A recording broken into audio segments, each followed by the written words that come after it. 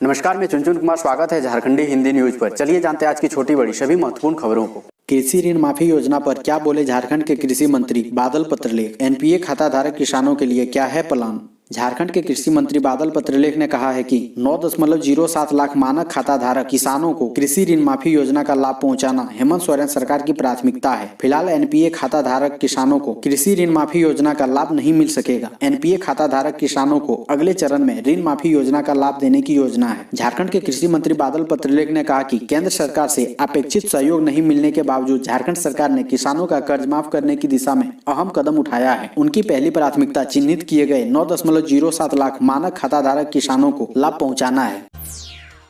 अपने पिता लालू प्रसाद यादव से मिलने रिम्स पहुंचे बिहार के पूर्व स्वास्थ्य मंत्री तेज प्रताप यादव।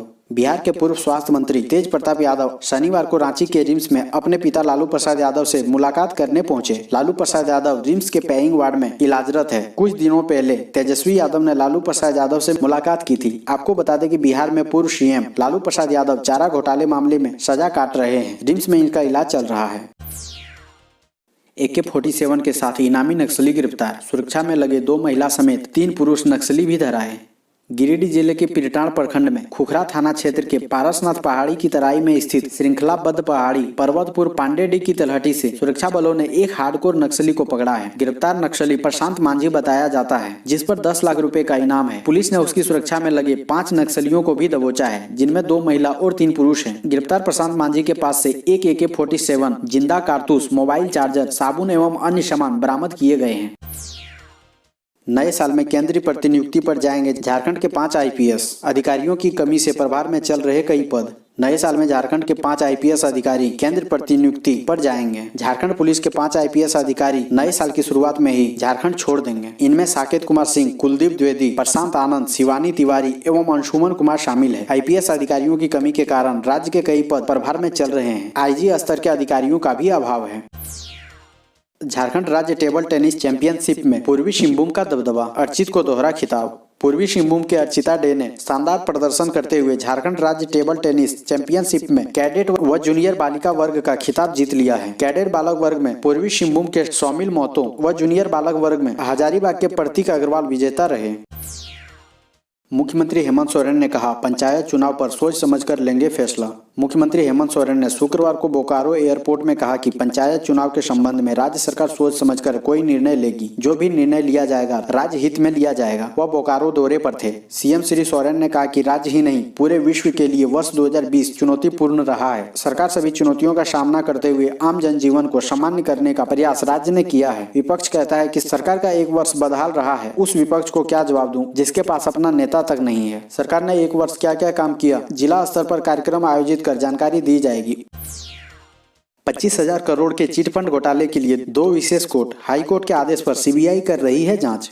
झारखंड में करीब 25,000 करोड़ के चिटफंड घोटाले की अब स्पीडी ट्रायल होगी। इसके लिए सरकार ने 2 विशेष कोर्ट का गठन रांची में किया है। इस घोटाले की जांच CBI कर रही है। जांच पूरी करने के बाद CBI इन्हीं अदालतों में आरोप पत्र दाखिल करेगी और फिर स्पीडी ट्रायल शुरू किया जाएगा। राज्य में 3,000 से अधिक लोगों का पैसा लेकर चिटफंड कंपनी फरार हुई है। चिटफंड कंपनियों के खिलाफ पुलिस में शिकायत के बाद कोई कार्रवाई नहीं होने पर हाईकोर्ट में जनहित याचिका दायर की गई है। हाईकोर्ट के आदेश के बाद CBI इस मामले की जाँच कर रही है।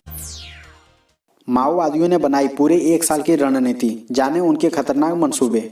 झारखंड समेत देश के अन्य माओवादी प्रभाव वाले इलाकों में दिसंबर 2021 तक PLGA साल मनाया जाएगा। हर साल भाकपा माओवादी संगठन के द्वारा 2 दिसंबर से 8 दिसंबर तक PLGA सप्ताह मनाया जाता है। इस दौरान सुरक्षा बल माओवादियों के निशाने पर होते हैं। लेकिन PLGA गठन के 20 साल पूरे होने पर अब माओवादियों ने दिसंबर 2020 से दिसंबर 2021 तक पूरे साल PLGA मनाने का फैसला लिया है। ऐसे में खुफिया एजेंसियां व पुलिस खासतौर पर अलर्ट है। माओवादियों के सेंट्रल मिलिट्री कमीशन के द्वारा इस बात का ऐलान किया गया है। रांची सांसद संजय सेठ ने कहा, जम्मू कश्मीर जीतने के बाद अब बंगाल की बारी।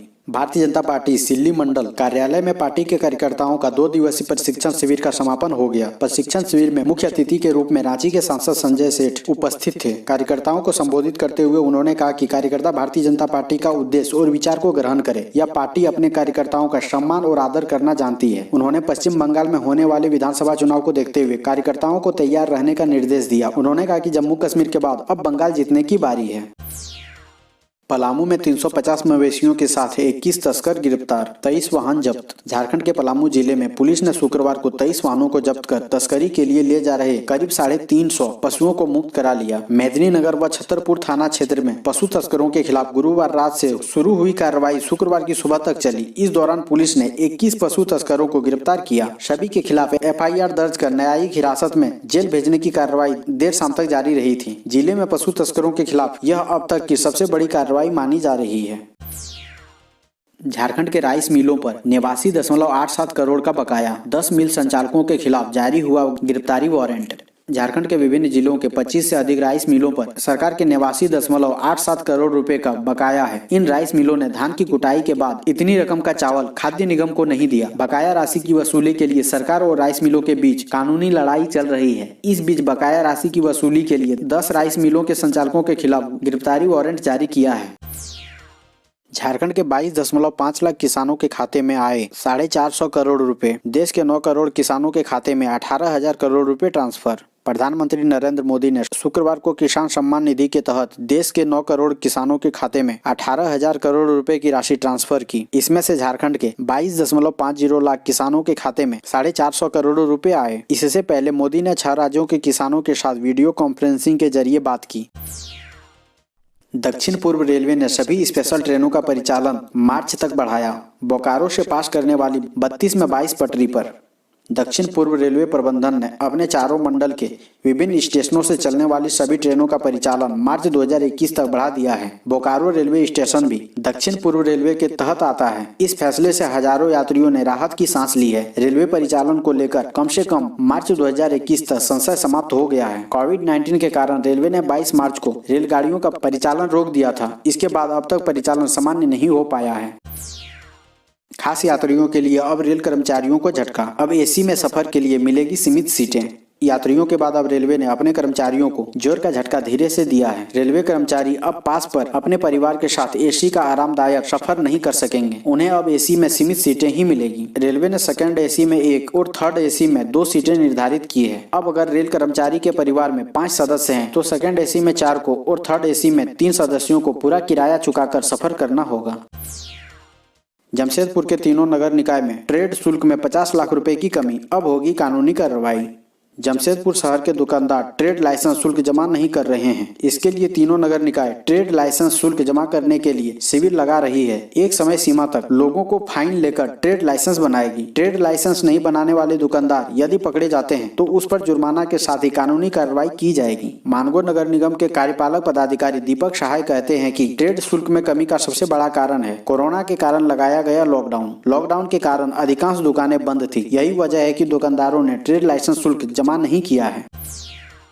सरकारी फरमान के बाद 420 शिक्षकों की प्रोन्नति पर लगा ब्रेक। लंबे समय से प्रोन्नति की राह देख रहे जिले के प्राथमिक शिक्षकों की खुशखबरी हाथ आते आते निकल गई। प्रोन्नति के लिए अभी उन्हें और इंतजार करना पड़ेगा। शिक्षक शिक्षिकाओं के इंतजार की घड़ी कितनी लंबी होगी इसको बता पाना थोड़ा मुश्किल है। धनबाद जिले के 420 शिक्षकों को ग्रेड 4 में प्रोन्नति मिलनी है। कार्मिक प्रशासनिक सुधार व राजभाषा विभाग की ओर से प्रोन्नति के संबंध में जारी पत्र के बाद शिक्षकों की प्रोन्नति का मार्ग प्रशस्त हो गया था। 1 से नहीं अब 8 जनवरी से चलेगी धनबाद अलेप्पी एक्सप्रेस। धनबाद अलेप्पी एक्सप्रेस में सफर के लिए अभी थोड़ा और इंतजार करना होगा। 1 जनवरी से चलने वाली ट्रेन अब 8 जनवरी से चलेगी। वापसी में इस ट्रेन को 11 जनवरी से चलाया जाएगा। शनिवार को रेलवे ने संशोधित आदेश जारी कर दिया। दक्षिण मध्य रेलवे के राजमुंदरी स्टेशन पर रूट रिले इंटरलॉकिंग चल रहा है। 8 जनवरी तक इसे पूरा कर लिया जाएगा। इंटरलॉकिंग की वजह से इस रूट पर चलने वाली ज्यादातर ट्रेनें रद्द हैं। इंडिया कॉन्फ्रेंस में सीएम सोरेन रखेंगे अपनी बात। झारखंड में ट्राइबल के अधिकार और सामाजिक कल्याण पर बताएंगे अपनी नीति। 18वीं एनुअल इंडिया कॉन्फ्रेंस में झारखंड के सीएम हेमंत सोरेन भी वक्ता होंगे। इस बार इसका आयोजन हार्वर्ड यूनिवर्सिटी में किया जा रहा है। सीएम झारखंड में ट्राइबल के अधिकार, समावेशी विकास और सामाजिक कल्याण की नीतियों पर अपनी बात रखेंगे। इसका ऑनलाइन आयोजन 20 फरवरी को किया जाएगा। सीएम हेमंत सोरेन ने खुद सोशल मीडिया के माध्यम से इसकी जानकारी दी है। उन्होंने एनुअल इंडिया कॉन्फ्रेंस के आयोजकों के आमंत्रण को स्वीकार करते हुए उन्हें शुक्रिया कहा है। राज्य के 3 नए मेडिकल कॉलेज में नामांकन शुरू करने की सीएम से मांग। मुख्यमंत्री हेमंत सोरेन शुक्रवार को एक कार्यक्रम में शामिल होने के लिए जमशेदपुर पहुंचे। इस दौरान कदमा निवासी छात्र अभिषेक कुमार ने उलियान में मुख्यमंत्री से मुलाकात कर ज्ञापन सौंपा। ज्ञापन के माध्यम से झारखंड के 3 नवनिर्मित मेडिकल कॉलेज हजारीबाग, दुमका व पलामू में नामांकन शुरू करने की मांग की गई। अभिषेक ने ज्ञापन में बताया कि झारखंड में अंतिम मेडिकल कॉलेज 1970 में बना। इसके बाद वर्ष 2019-20 में गत राज्य सरकार के प्रयास से झारखंड में 3 नए मेडिकल कॉलेज हजारीबाग, दुमका, पलामू में नामांकन शुरू हुआ, लेकिन वर्ष 2020-21 में नेशनल मेडिकल कमीशन द्वारा कुछ कमियां बताए जाने के बाद नामांकन प्रक्रिया पर रोक लगा दी गई। जबकि दूसरी ओर केंद्र की योजना के तहत बन रहे एम्स देवघर में बिना आधारित संरचना के ही नामांकन प्रक्रिया जारी रखी गई है। इससे राज्य के मेधावी विद्यार्थियों का भविष्य अधर में पड़ गया है। झारखंड में शनिवार को मिले 192 कोरोना पॉजिटिव, 2 मौतें। झारखंड में एक बार फिर शनिवार को पुराने मरीजों के स्वस्थ होने से अधिक नए कोरोना संक्रमित मिले। राज्य के विभिन्न जिलों में 14,985 लोगों की कोरोना जांच हुई, जिसमें 192 संक्रमित पाए गए। वहीं पूरे राज्य में 179 मरीज स्वस्थ हुए। दूसरी तरफ रांची तथा लातेहार में एक मरीज की मौत हो गई। शनिवार को एक बार फिर रांची में सबसे अधिक 75 नए संक्रमित मिले। वहीं 66 मरीज स्वस्थ भी हुए। रांची के बाद पूर्वी सिंहभूम में 45, धनबाद में 15, पलामू में 13 तथा रामगढ़ में 10 नए संक्रमित की पहचान हुई।